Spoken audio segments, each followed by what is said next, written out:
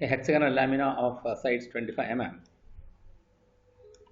rests on one of its corners on HP.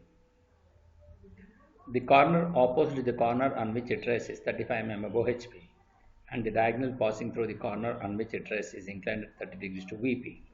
Draw its projections and find the inclination of the surface with HP. So hexagonal lamina of 25 mm side rests on one of its corners on HP. So obviously the initial position has to be from HP. So that means it has to be start from the top. So he says corners on HP. So all the sides has to rest on HP such that two of the sides should be parallel to VP. Then only the corner can rest on HP. So that we can see here the two of the sides are parallel to VP, so that the end of the extreme end points of the lamina will going to be the corners. Now when you look from the front view, we can see that all the sides are resting on HP. So obviously parallel to HP. So since it is parallel to HP, so we can get the true shape in HP. So that means all the sides are of equal length of 25 mm side. And when you look from the front view, A, B, C, D is near to the observer. So A dash, B dash, C dash, D dash is visible. And E and F is away from the observer. So E dash and F dash becomes invisible. So here we can see that ABC, when you look from the top view, the hexagonal surface is visible. So the hexagonal surface is the one which can be seen. Then when you look from the top, when you look from the front view, since it is perpendicular to VP, so you are getting a line in the front view. So ABCD is near to the observer, so it is visible. E and F is away from the observer, so it becomes invisible. The corner opposite to the corner on which it rests is 35 mm of HP, and find the inclination of the surface with HP. So the corner opposite to the corner is D. So which is in the initial position both are on HP, but in the second position, if you rest A dash on HP, then D dash will be above HP by 35 mm. If you are resting D dash on HP, then A dash will be above HP by 35 mm. So here, so we are rotating the second position top view such that the D will be above HP by 35 mm. Then we can find out the inclination of theta with respect to HP. So that is what he has shown. Theta is equal to 44.43, since we are doing it in computer. So this is the surface inclination with respect to HP, and the inclination can be seen in the vertical plane. But once the surface is inclined such that the diagonal is D is above HP by 35 mm, naturally the surface becomes inclined. So the diagonal will going to become in apparent length in the second position top view, that we can see here, which is the diagonal which will going to become apparent length. Actually the length of the diagonal will be 50, but when it seen from the top view, you will going to get less than 50. It will be 35.7071. So the inclination made by this with respect to HP will going to be the surface inclination, which is in given here theta, which is going to be 44 degree when you are doing it in manual. Now the diagonal is passing through the corner on which it rests is inclined at 30 degrees to VP. So he has given the true inclination. But in the second position top view, you can see that it is the apparent length. Since we have to reproduce the second position top view in the third position, so obviously we need to find out the beta inclination or the apparent inclination. So to do that, first we consider a point and draw a true inclination line which is 30 degrees with respect to VP. So take the true length of the diagonal, take this and cut it here and get the locus. Then take the apparent length of the diagonal AD in the second position top view with A center, cut an arc and draw this line, and on this particular line you reproduce the second position top view in the third position and mark that as beta, and then project all these points to the respective points in the front view to get the final view of the lamina. So this is how we will be able to analyze this problem But now we will going to solve this problem in sketchbook. First we will going to draw an XY line with a thin line, and since he says the hexagon lamina is resting on one of its corners on HP, so obviously we have to start the problem from HP. So the initial position will be start from the top view.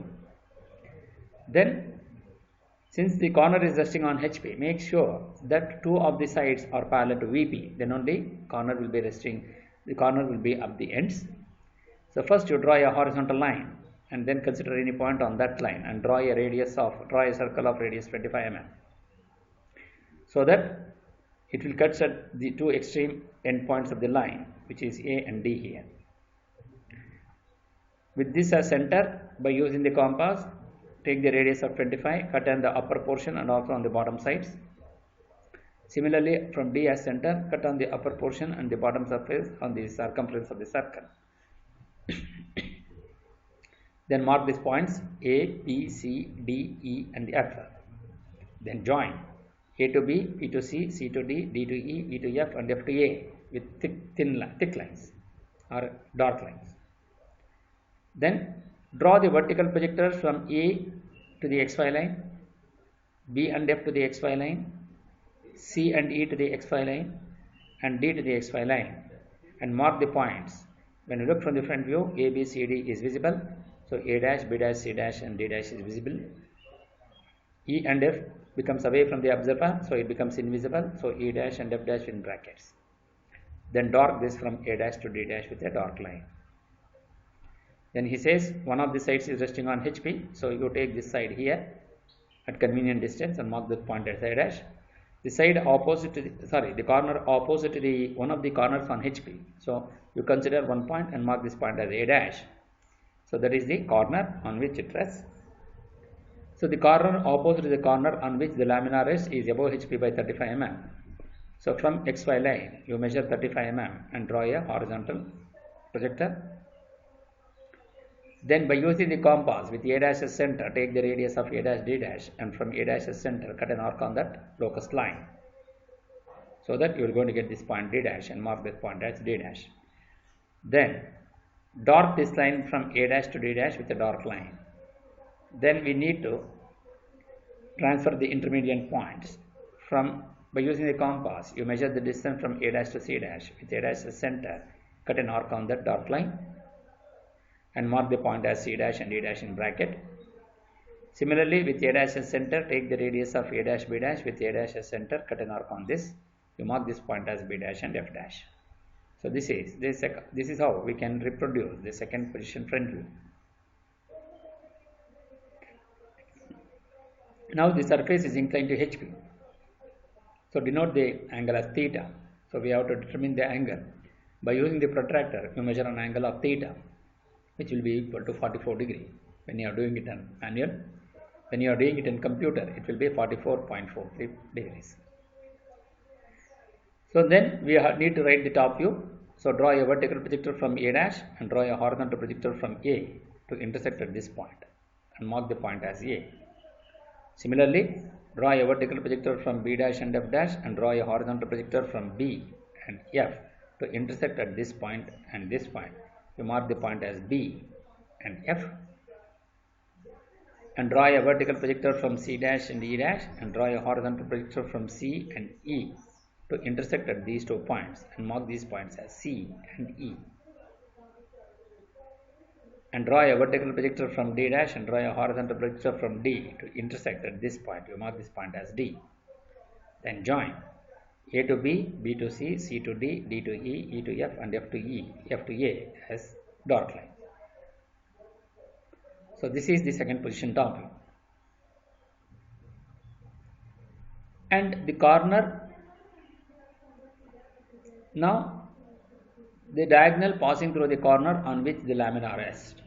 The diagonal passing through the corner on which the lamina rests is A dash D dash.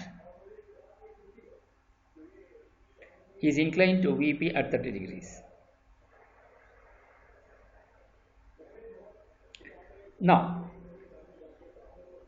so since he has given the true inclination, but once the surface is inclined, So the diagonal is also become inclined. So this will going to become the apparent length.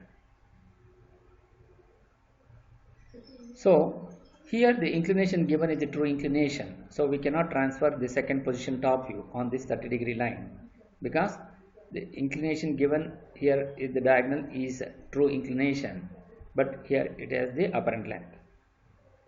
On true inclination line we have to get only the true length. So consider any point, and with respect to the horizontal you measure an angle of 30 degree by using the protractor, and then draw an inclined line. You take the true length of the diagonal, which is AD, in the first position top view. With A as center, cut an arc on the 30-degree line to get this point D1, and mark this point as D1 and draw a locus. Then by using the compass you measure the distance from A to D in the second position top view, which will going to be the apparent length. Why? Because we need to find out the apparent inclination. So with A, take the same center as A and cut an arc on the locus. So you're going to get this point D, and you mark that point as D. Then join A to D with a thin line. So on this apparent inclination line, since you have the apparent length here, so reproduce that on this line. So to do that, with A as center, take the radius of A to this point. With A as center, cut an arc on this inclined line, that is the beta inclination line, to get this point. So through this point you draw a perpendicular by keeping the protractor on this point with respect to the inclined line AD. Then draw measure a 90 degree with respect to this inclined line and draw a perpendicular to this inclined line on either side. Similarly, you measure the distance from D to this point. Again with D as center, by using the compass cut an arc on this inclined line AD. Then through this point, by using the protractor, you measure an angle of 90 degree with respect to this inclined line and draw a perpendicular line. Now by using the compass you measure the length from this point to this, and also from this point to F. Both will going to have equal length, and also from this point to E and also this point to C, both will going to have the same length. That means all these four lengths will going to be equal. So with this as center, cut an arc on this side and also on this side. Similarly with the same center, similarly with the same distance, with this as center, cut an arc on this side and also on this side, and mark the points A, B, C, D, E and F. Then join A to B, B to C, C to D, D to E, E to F and F to A with the dark lines. So this is how we will be able to produce the second position top view in the third position on the beta inclination line. Once you get this, now we need to write the front view. So draw a horizontal projector from A dash and draw a vertical projector from A to intersect at this point and mark the point as A dash. Similarly, draw a horizontal projector from F dash and B dash and draw a vertical projector from B and F to intersect at B dash and F dash and mark the points as B dash and F dash. Similarly, draw a horizontal projector from C dash and E dash and draw a vertical projector from C and E to intersect at C dash and E dash and mark that points as C dash and D dash.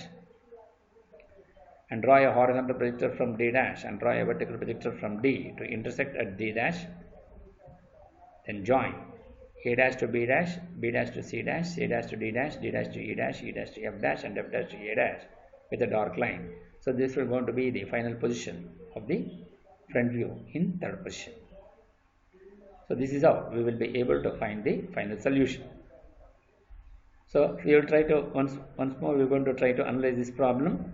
A hexagonal lamina of 25 mm sides resting on one of its corners on HP, such that the corner opposite to the corner is 35 mm above HP, and the corner opposite to the corner is above HP by 35 mm, and the diagonal passing through the corner on which the lamina rests is inclined at 30 degrees to VP. So we need to find the beta inclination according to this problem. So finally, this is how we will be able to find the final solution.